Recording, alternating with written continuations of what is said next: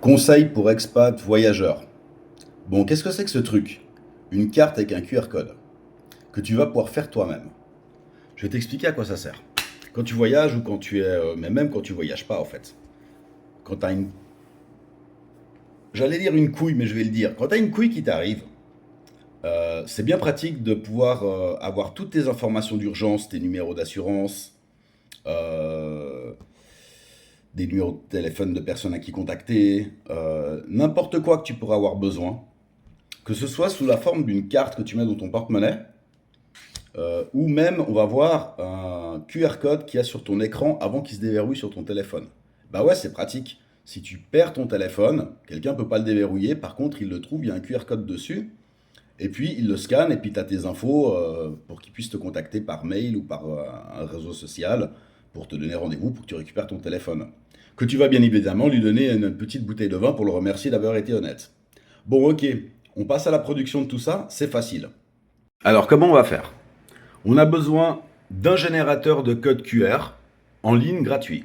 Il y en a plein sur Internet, vous tapez sur Google. Sinon, j'ai trouvé celui-là. Ça marche très bien. Et ensuite, toutes nos données, on va devoir les mettre quelque part. Alors, vous pouvez utiliser Notion et puis faire des tableaux. Moi, j'utilise une autre application, c'est relié à mon CRM.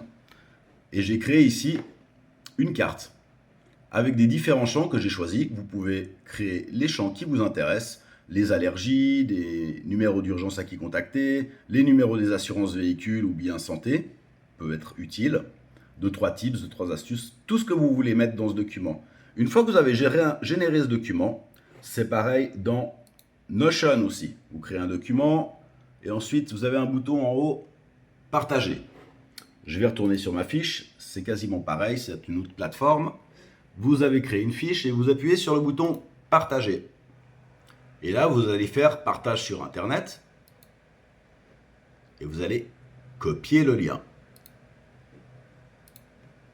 Une fois que vous avez fait ça, vous allez dans un programme de QR code. Par exemple, là, vous pouvez créer un QR code avec une URL. Vous saisissez ici l'URL que vous avez copié-collé, qui va pointer sur cette fiche en mode public. C'est-à-dire tout le monde a accès à cette fiche. Donc mettez pas des infos trop sensibles, mettez que des informations d'urgence.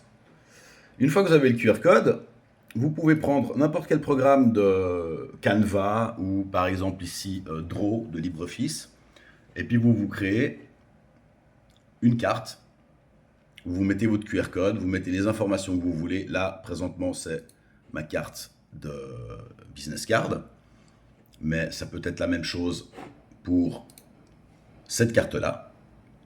Vous créez votre modèle, vous mettez votre QR code, vous imprimez, vous plastifiez et vous avez votre carte. La version ordinateur, il suffit juste de choisir le bon format qui correspond au format d'un écran de téléphone et vous choisissez ça comme fond d'écran. Voilà, j'espère que ça a été simple et clair pour vous. Et n'hésitez pas à me dire si vous avez besoin d'astuces comme ça. À plus!